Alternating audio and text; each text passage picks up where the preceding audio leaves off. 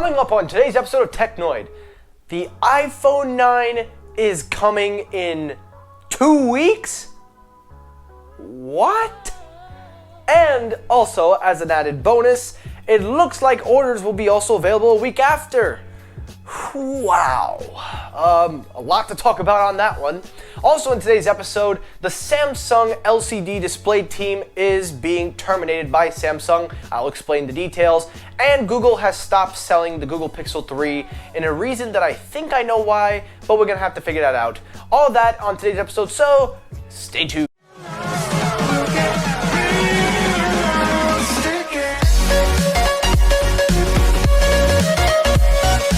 What is up, everybody? Michael here. Welcome back to Technoid, and guys, what an episode we have today. I cannot believe that in just a span of a week things are shaping out worse, but then things like these are happening in the news.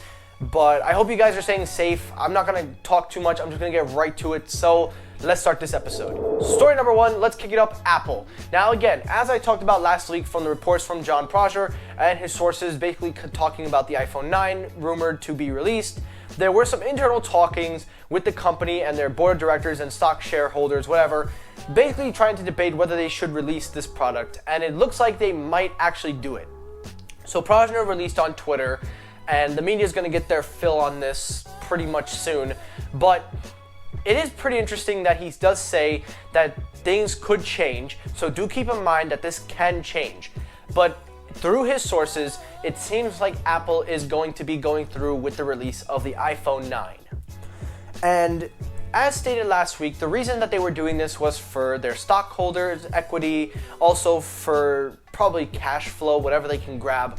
Now, I am a little bit on a disagreement on them releasing it now, although I understand their reasons from a financial perspective and a corporate perspective, but as a consumer's perspective, I really do not think this is the right time for Apple to do this.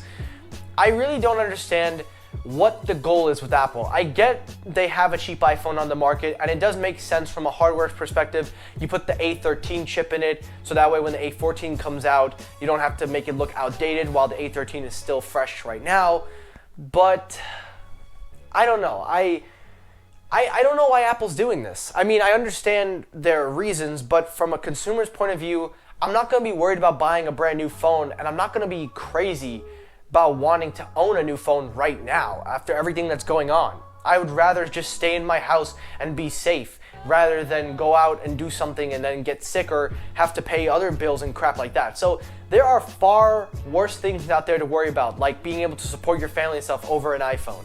So I'm not blaming Apple. I understand what they got to do, but I just don't think they're going to have a lot of success right now. But again, as I said before, eventually down the road they probably will once things start to calm down. But the iPhone 9 does look like it might be released in 2 weeks, and John has been pretty accurate with his information.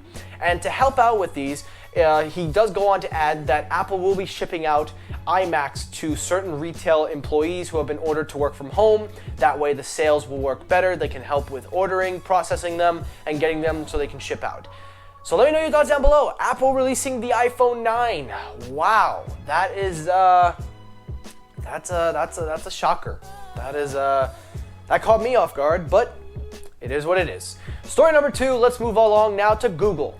So today has been the day Google has killed off the Pixel 3.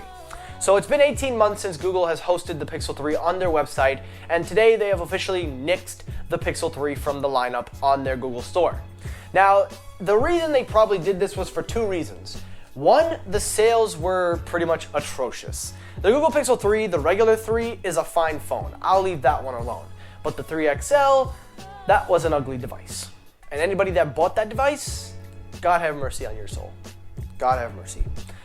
But another reason why they probably nixed it is also the release of the 4A. So the Pixel 4a is pretty much going to be the newer version that they're going to release, hopefully to get more consumers. And they already have the Pixel 4, you have the 3a, so now you have the 4a. So you don't really need the Pixel 3 anymore. That was last year's flagship. You have this year's flagship, and also you'll have the budget end. So there really is no need for the Pixel 3, but I honestly think the regular Pixel 3 shouldn't have to suffer. I think that phone was actually pretty good on its own. That was a better release than what we saw with the Pixel 3 XL. That was just atrocious. So the Pixel 3 has been officially nixed from Google. Now let's kick it up to the last story, and then I'm out of here. Let's go Samsung. Now this one, another one, caught me off guard, but I understand what's going on here. Samsung is killing off their LCD display unit effective immediately. So in the article, it explains that Samsung decline in sales in their LCD TVs, plus back orders and overstocks on their TVs. They basically had to come to a decision that people just don't want LCDs anymore. They are willing to pay for better TVs like OLEDs, QLEDs, so it only made sense for them to nix the LCD TVs. Now, this doesn't affect smartphones per se, this affects mostly television, so this really isn't something that will affect you that much. But honestly, I'm a little bit shocked and not shocked because Samsung is the king when it comes to OLED display technologies for the iPhone and shipping to phone manufacturers. But for televisions, you'd think they would put OLEDs in TVs. I'm surprised they were still going with LCDs and LEDs, and now they got QLED TVs. I really feel like OLED is the way to go. Just like how our smartphones have OLEDs, I feel our TV should be going in that route, but it could be very pricey and expensive, so I can understand why people would want to hold off before they buy stuff like that.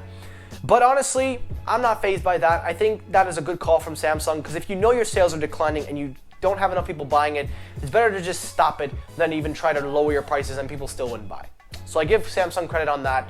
And that's it for today's episode of Technoid. So guys, let me know your thoughts down below. And as always guys, thank you so much for watching. I hope you enjoyed the episode. If you did, hit that like button. If you disliked the video, hit the dislike button. And remember guys, all the news stories you are seeing from now on, I am reiterating this, are coming from the original sources. I am no longer spreading the media's lies and twisted spins on the stories. I'll get into that to another episode. But guys, links are in the description if you want to get the stories, get the original sources. Thank you so much for watching and peace!